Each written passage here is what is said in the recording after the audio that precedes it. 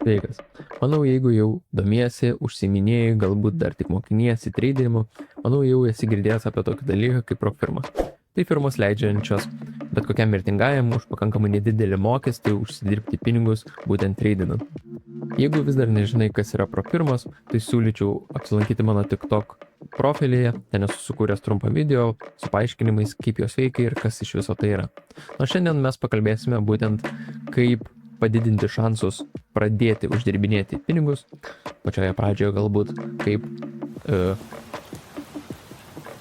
pereiti į val stadijas ir paskui pradėti gauti consistent payouts. Tai nieko nelaukia, galime pradėti. Tai vienas svarbiausių dalykų pradžioje yra risk management. Jūs turite turėti savo rizikos valdymo strategiją, planą. Be jo jūs tiesiog neišsaugosit pinigų. Uždirbti pinigus rinkoje lengva, pakankamai mums tai reikia paspausti arba short arba buy mygtukus, bet mums svarbiausia, kad mes išlaikytume tą pelną savo sąskaitoje. Tam, kad išlaikytume, mums reikia risk management. Tai turime turėti savo strategiją, turime turėti kažkokį planą, pasirašę ant lapo galbūt, nes tik galvoje dažnai ir neužtenka šitą dalyką. Tai dabar kalbant apie prop firmas, mano patarimas būtų pradedantiesiam traderiam rizikuoti nuo 10%. Tiksliau, neviršyti 10% nuo jūsų maximum drawdown arba trailing drawdown. Ką tai reiškia? Tai principė, kai mes įsigijame, kaip pavyzdys, 50 000 paskyrą, mūsų drawdown būna apie, daleiskim, 2000 drawdown, ne? Pasiekus tą ribą, mes tiesiog prarandame paskyrą, mes nepraeiname į val stage ir tom ir viskas užsibaigia. Tai dabar 10% rules. Aš rekomenduoju tiesiog pasimti tą sumą, kuri yra drawdown, daleiskim, 2000, ne? Tai 10% nuo tos sumos būtų 200. Tai 200 yra jūsų rizika prie kiekvieno trado. Ką tai mums leidžia daryti? Mums leidžia tuomet pralošti 10 iš eilės tradų tam, kad mes breachintume paskyrą. Tai kas yra pakankamai sunku tai padaryti. 10 iš eilės lūzų, čia jau turi nemokėti prekiauti, ne? Turėtume taip. Pamirškit visus risk to reward reikalus. Ta prasme, tai yra visiškai hipotetinis dalykas. Jūsų pozicijos dydis priklauso nuo mūsų tam susidarytos sumos, fiksuotos sumos. Tai va, šiuo atveju mūsų fiksuota suma yra $200, ne? Tai mes šitos sumos neviršėjom. Mūsų nesvarbu, koks bebūtų dydis topo, galbūt gali būti 50 pointsų, galbūt gali būti 20 pointsų. Mes prisitaikom visada prie čarto ir visą laiką išlaikom tą patį stopą, tuos pačius 200. Tai kaip pavyzdys, didesnis stopas, mažesnis sizingas.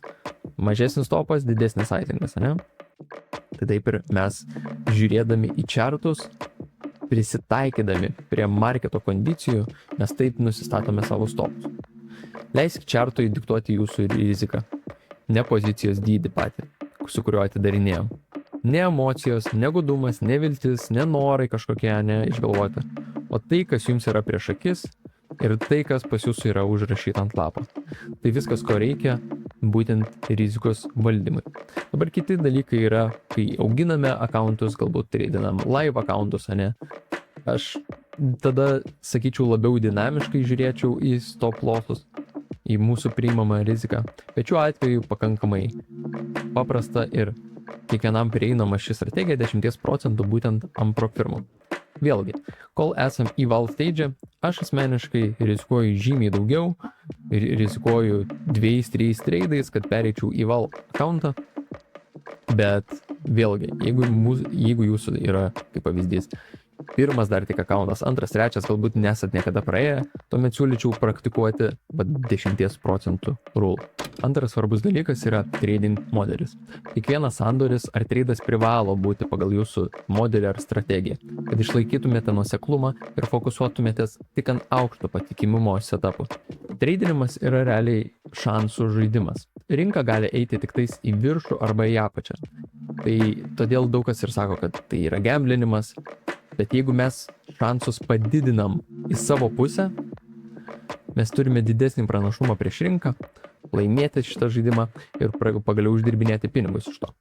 Kiekvienas aukšto patikimumo trading modelis turi turėti šios aspektus.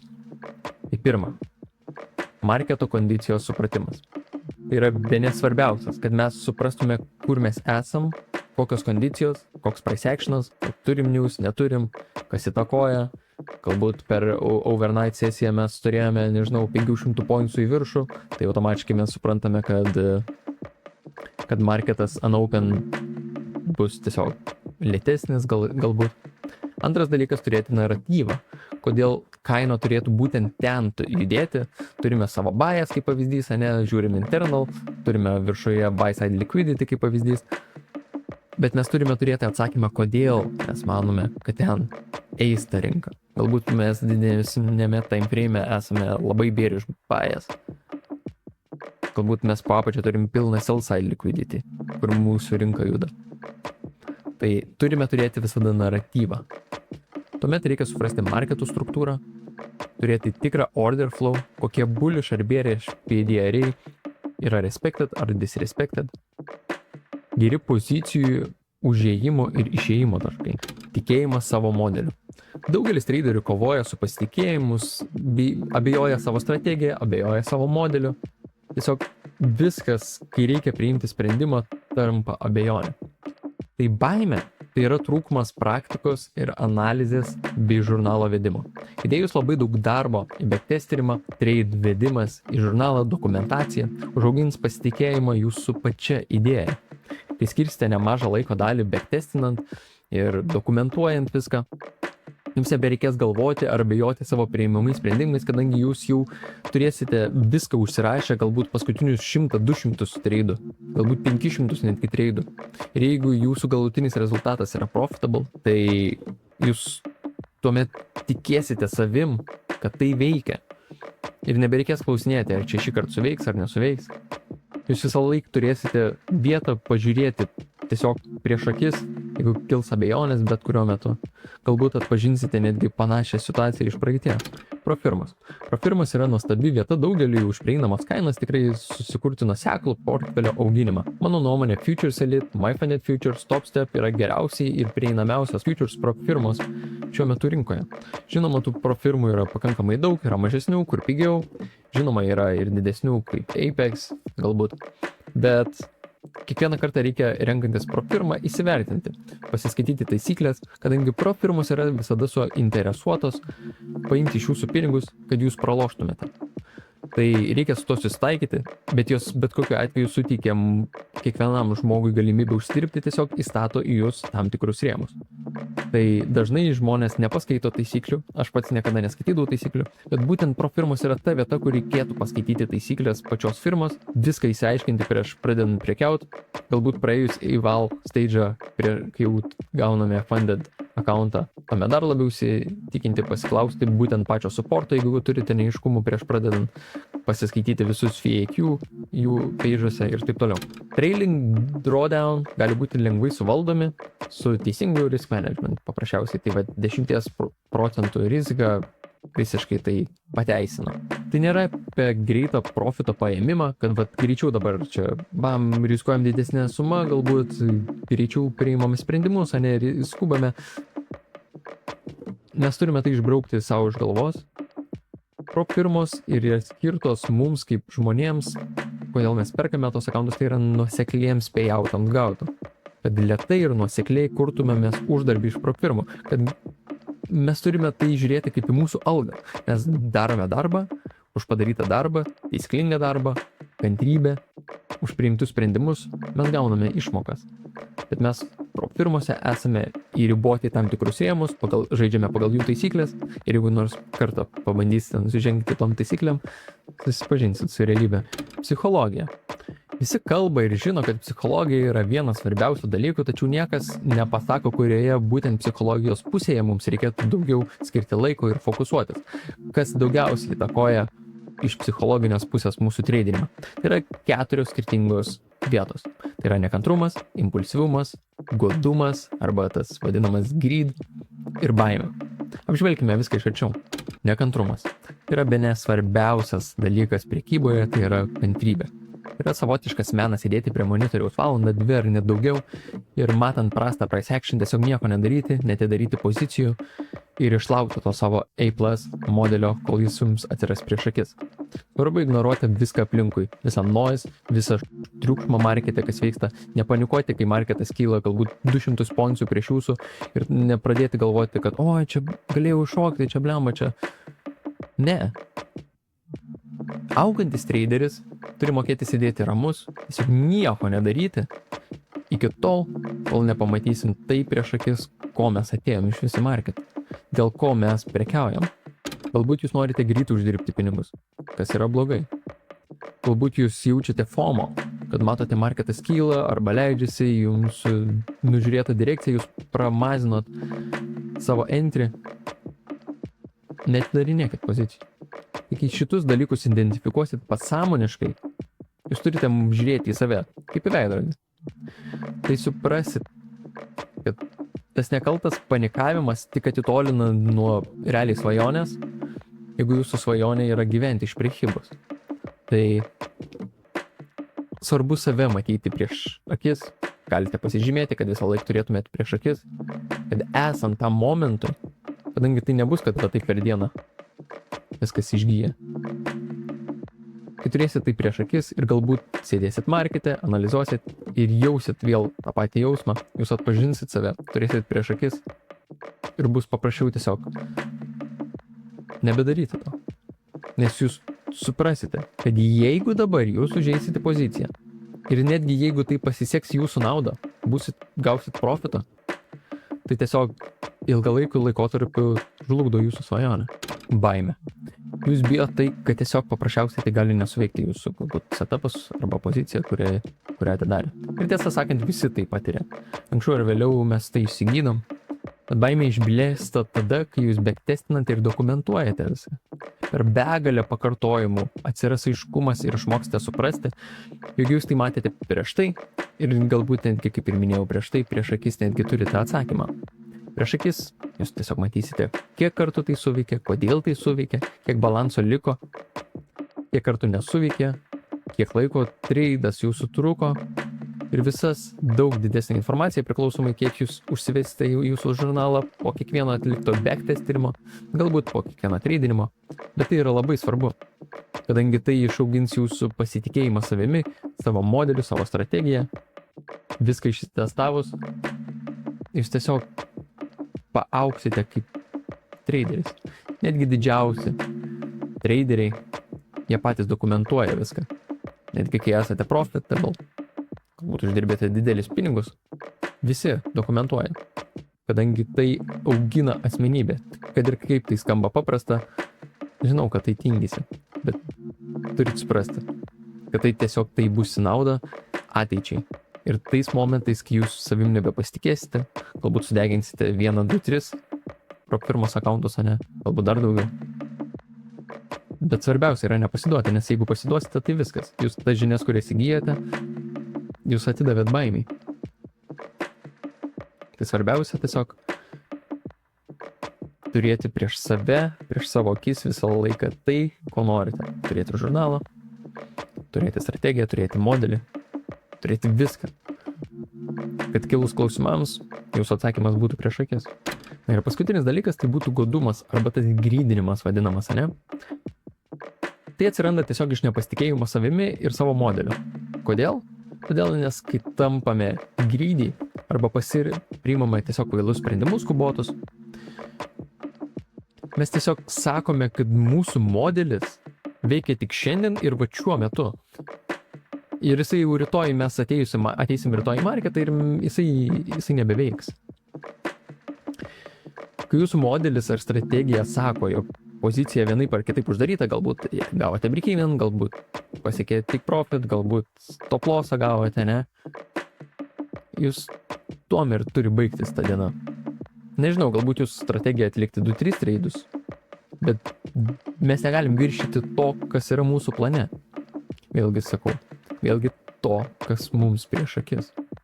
Jeigu pušinsi daugiau, tai jūs momentaliai sugadinate visą savo trading karjerą ir sukraunate viską į vieną dieną ir viskas vėl per naują resetinasi. Tai turite suprasti tai, paprasčiausiai, kad jeigu tą minimalę įsijungia nors kokia mintelė, kad va dabar žiūriu treidą ir, čia greit 10 pointsų, nu atlošiu čia, biški, čia, žinai, ten padariau minus 500 šiandien, tai, čia va 200 matau labai gerai kyla, ne, čia, kas čia tokio, žinai.